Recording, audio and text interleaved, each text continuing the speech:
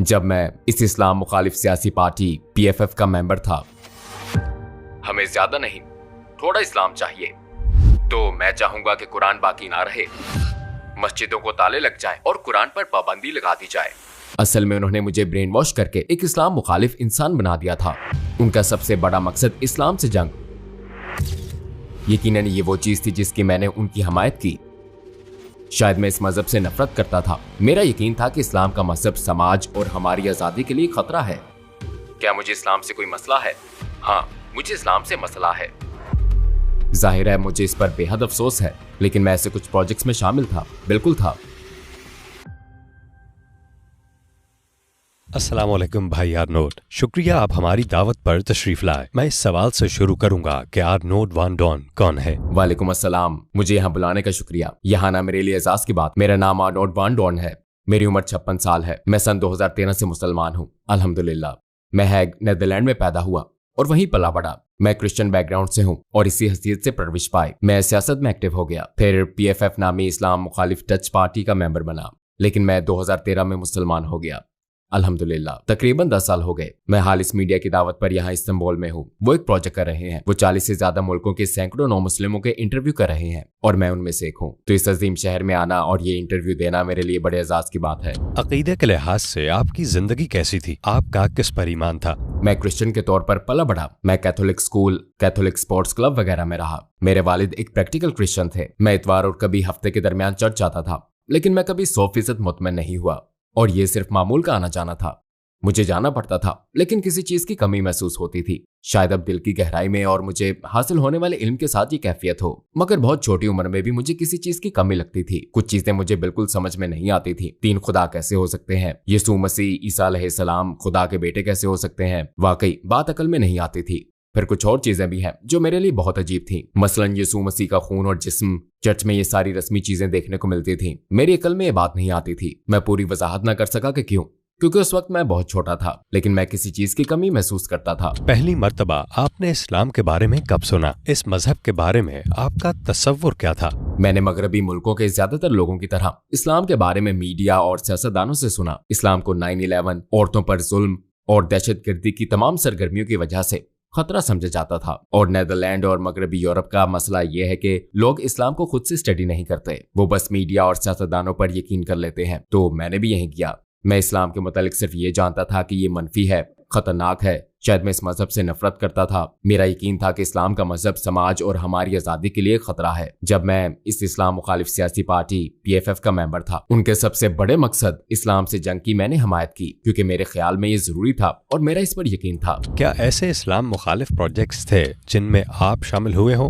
हाँ, आपने वो मशहूर मूवी देखी है। मैं उसका प्रोड्यूसर नहीं हूँ। बहुत से लोग यही समझते हैं क्योंकि ये मूवी मेरे सियासी पार्टी में एक्टिव होने से पहले बनाई गई थी, लेकिन मैं मूवी को सोशल मीडिया पर प्रमोट करने और इसी तरह के दूसरे कामों में इसकी तकसीम करने वाले कुछ दूसरे लोगों के साथ था। यानी मैं इस ऑर्गेनाइजेशन और मूवी की प्रमोशन का हिस्सा था। ये चंद मिसालों में से एक है। जाहिर है अब मुझे इस पर बेहद अफसोस है, लेकिन मैं ऐसे कुछ प्रोजेक्ट्स में शामिल था, बिल्कुल था। किस वजह से आपको इस्लाम की तरफ कशिश महसूस हुई? मुझे फौरन ही इस्लाम की तरफ कशिश महसूस नहीं हुई। ऐसा नहीं हुआ कि मैं सुबह उठा और मुसलमान हो गया, जाहिर है नहीं, लेकिन मुझे इस्लाम के मुताल्लिक कुछ डाउट्स थे। ये बात मेरी अकल में नहीं आती थी। मीडिया हो, सियासतदान हो, ये सब कहते हैं इस्लाम बुराई फैलाता है और ये मुआशरे के लिए, हमारी आजादी के लिए बुरा है और ये बुराई से भरा हुआ है, लेकिन ये बात अकल में नहीं आती थी। दुनिया के 1.5 बिलियन लोग क्या सब बुरे, कुसीले और खतरनाक लोग हैं? हॉलैंड में 1 मिलियन से ज्यादा लोग मुसलमान हैं। क्या ये सब बुरे, कुसीले और खतरनाक लोग हैं? और कितने ज्यादा लोग मुसलमान हैं? बहुत से लोग अच्छे, नेक और दोस्ताना हैं, जिन्हें मैं खुद जानता हूँ, और वो कहते हैं कि आपको इस्लाम के मुतालिक जानना चाहिए क्योंकि इस्लाम के बारे में आपके ख्यालात गलत हैं। हाँ, यकीनन। मगर मैंने कुरान पढ़कर इस्लाम के मुतालिक जानना शुरू किया। मैं मस्जिद गया, इमामों से, दूसरे मुसलमानों से बात की, खुद थोड़ी बहुत रिसर्च की। मैं लाइब्रेरी गया, और आप इस्लाम के बारे में जितना ज्यादा जानते हैं ये उतना ही हर एक के लिए और खसूसन मेरे लिए वाज़ेह हो गया। लेकिन उस अरसे के दौरान मैंने जितना इस्लाम के मुतालिक जाना, ये उतना ही मेरे दिमाग से दिल में उतर गया। गोया ये एहसास हुआ, वाह ये शानदार है, खूबसूरत है, ये कुछ सवालों के जवाब दे रहा है, ये सब लोग गलती पर हैं, ये शानदार मजहब है। मेरे ख्याल में इस मजहब के पास मेरे सवालों के जवाब हैं।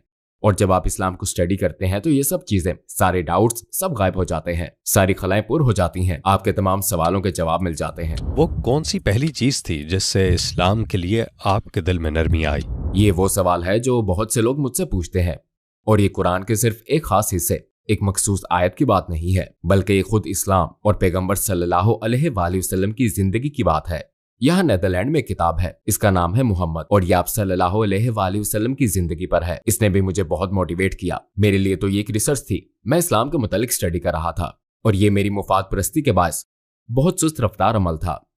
यानी ठीक है, मैं इस्लाम को स्टडी करूंगा, लेकिन ये सब झूठे हैं और ये सच नहीं है। ये मुझे ब्रेन वॉश कर रहे हैं। मस्जिद में होने वाली बातें, हाँ वो बहुत अच्छी होती हैं, लेकिन मेरे ख्याल में ध्यानदार नहीं थी। लेकिन आप जितना ज्यादा सीखते हैं, आप खुले जहन से इस्लाम पर जितनी ज्यादा रिसर्च करते हैं, खुले दिल खुले जहन के साथ ये करना बहुत जरूरी है, तो फिर आप सच का इनकार नहीं कर सकते। बहरहाल एक लंबे सफर के बाद एक गैर मुस्लिम से तकरीबन मुसलमान होने तक मुझे तकरीबन 1 साल लगा, लेकिन आखिरकार मुझ पर यह वाज़ेह हो गया कि इस्लाम एक शानदार मजहब है और 2013 में मैंने कलमा पढ़ लिया, अल्हम्दुलिल्लाह। आप उन लोगों के बारे में कैसा महसूस करते थे जो इस्लाम के खिलाफ ये सारा झूठा प्रोपेगेंडा कर रहे थे? मैं असल में मिसगाइड हो गया था। मेरा हमेशा से एक ख्याल था कि नेदरलैंड और मगरबी यूरोप में मीडिया दयानतदार और मकसीदियत का हामिल है, और यही ख्याल सियासतदानों से भी मुतालिक था कि वो दयानतदार और अक्लमंद लोग होते हैं। वो हमारे लिए, हमारे तहफ़्फ़ुज़ और हमारी रहनुमाई के लिए है। लेकिन मैंने उन्हें धोखेबाज महसूस किया। मतलब जब आप इस्लाम के बारे में जानते हैं तो आपको ये भी मालूम होता है कि इस्लाम के मुतालिक उनकी हर बात गलत है, ये मनफी है। तो मैं असल में बहुत मायूस हो गया था, क्योंकि उन्होंने मुझे ब्रेन वॉश करके एक इस्लाम मुखालिफ इंसान बना दिया। आपने कलमा कैसे पढ़ा? क्या आप हमें उन लम्हों में ले जा सकते हैं?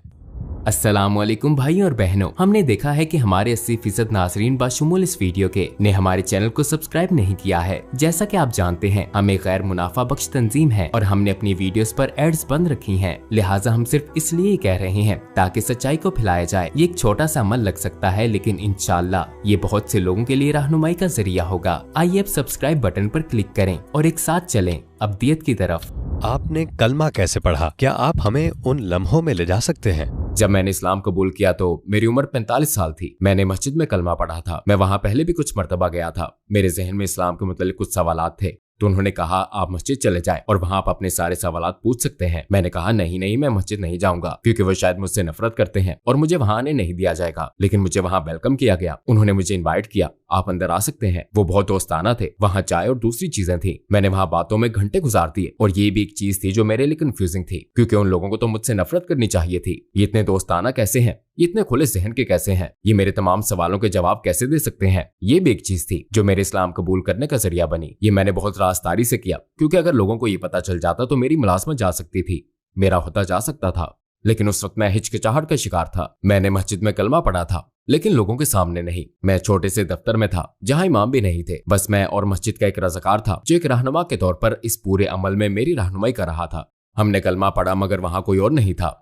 तो असल में इस्लाम के बारे में जानने की शुरुआत से लेकर मेरा कलमा पढ़ने तक ये चंद दिनों, चंद हफ्तों की बात नहीं थी। इसमें मुझे 1 साल लग गया था। ये एक रोलर कोस्टर की तरह था। कभी मैं बहुत ज्यादा मोटिवेट हो जाता और कभी मैं इस पर सोचता भी नहीं था। लेकिन इस अरसे में ये वाज़ेह हो गया था कि इस्लाम खूबसूरत है, और आखिरकार अल्हम्दुलिल्लाह 2013 में मैंने कलमा पढ़ लिया था। जब आपने कलमा पढ़ा तो उस वक्त कैसा महसूस हुआ? क्या आपको सुकून और इत्मीनान महसूस हुआ था? हाँ बिल्कुल।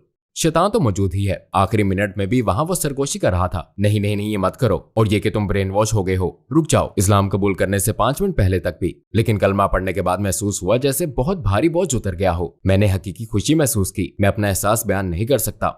जो लोग ये कर चुके हैं वो शायद जान सके कि कैसा एहसास होता है। लगता है जैसे नया जन्म हुआ हो। आपके इर्द गिर्द के लोगों का आपके इस्लाम लाने पर क्या रद्द-ए-अमल था? वो तो हैरत में डूब गए। ईमानदारी की बात है, मैंने गलती की, क्योंकि मुसलमान होने और इस्लाम लाने का पूरा सफर मैंने अकेले किया। कोई इस बारे में नहीं जानता था सिवाय मेरी माँ के, और उन्होंने मुझे सपोर्ट किया। वैसे वो भी मुझे सपोर्ट करती हैं। मेरे दोस्त, मेरे कोलीग्स, कोई भी मेरे सफर के मुतालिक नहीं जानता था। लिहाजा मैं वक्त आने पर इससे थोड़ा खौफजदा था। ओके, अभी किसी को मालूम नहीं है कि मैं इस्लाम लाने की तरफ जा रहा हूँ, मगर ये उनके लिए शॉकिंग होगा। लिहाजा मैं बड़ी हिचकिचाहट का शिकार था। मैंने सामने आने के लिए चंद हफ्ते इंतजार किया, लेकिन मेरी बाकी फैमिली, ज्यादातर अफराद, यहाँ तक कि मेरे अपने भाई और बहन फासले पर रहते हैं। उन्होंने मुझसे ताल्लुक नहीं तोड़ा, लेकिन पहले जैसी बात भी नहीं है। इस्लाम वो मौजू है जिस पर हम बात नहीं करते। ये बहुत हसास है। मैं फासला महसूस करता हूँ। मेरे बहुत से दोस्त पिछड़ गए, मेरी मुलाजमत भी चली गई। इस्लाम लाने के बाद आपने कौन से बड़े चैलेंज का सामना किया और आपको क्या कुर्बानियां देनी पड़ी? जब मैं मुसलमान हुआ तो उस वक्त सियासतदान था, लेकिन मैं तब इस सियासी पार्टी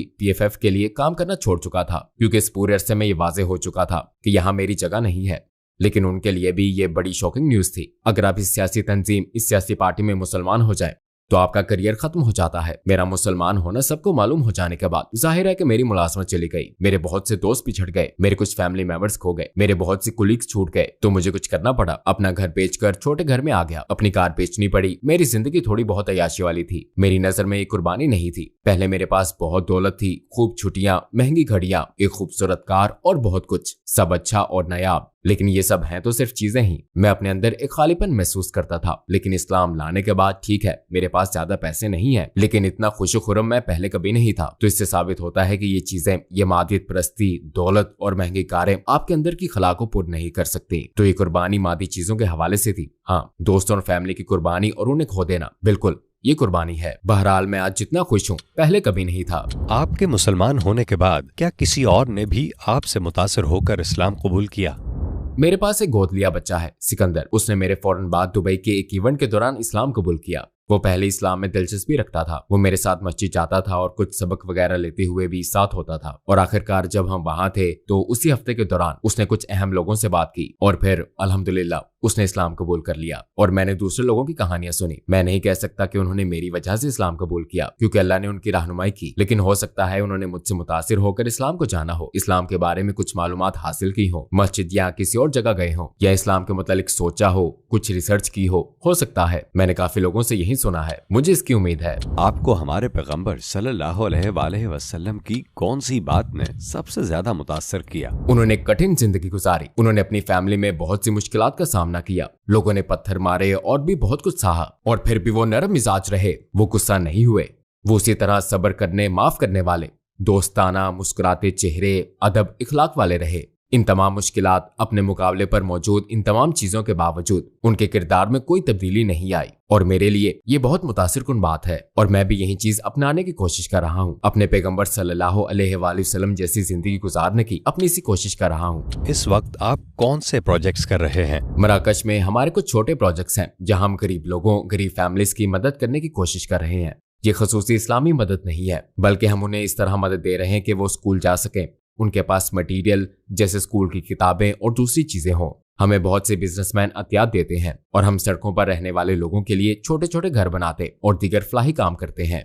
छोटे छोटे काम। हम छोटे बच्चों के लिए इवेंट्स ऑर्गेनाइज करते हैं और जाहिर है इस्लाम के मुतालिक भी बात करते हैं। यहाँ ऐसे लोग भी हैं जो मुझसे ज्यादा इस्लाम जानते हैं, क्योंकि मैं एक्सपर्ट नहीं हूँ, आलिम नहीं हूँ। वो मुझे इस्लाम के बारे में बताते हैं, आप क्या कर सकते हैं, कैसे बेहतर मुसलमान बन सकते हैं, और हम दावा के जरिए भी अतियात जमा करने की कोशिश करते हैं। अगर आपको दुनिया के तमाम गैर मुस्लिमों से बात करने का मौका मिले और आपके पास सिर्फ 1 मिनट हो, तो आप उनसे क्या कहेंगे? मेरा पैगाम होगा कि मीडिया की बात ना सुने, उन सियासतदानों को ना सुने जो इस्लाम के बारे में मनफी बात करते हैं। खुद अपनी रिसर्च करें। आप पर हमेशा अपने इल्म की जिम्मेदारी आयद होती है। अगर आपको कोई चीज समझ ना आए तो रिसर्च करें, और ये बहुत आसान है। सोशल मीडिया पर बेशुमार मवाद है। आप इस्लाम के बारे में बहुत कुछ पढ़ सकते हैं। मस्जिद जाएं, इमाम से बात करें, मुसलमानों के पास जाएं, इस मजहब के बारे में बात करें, और मीडिया और सियासतदान जो आपको बताएं उस पर अंधाधुंध एतमाद न करें। खुद अपनी रिसर्च करें, तब आपको मालूम हो जाएगा इंशाअल्लाह कि इस्लाम ही मसाइल का हल है और इस्लाम ही सच है।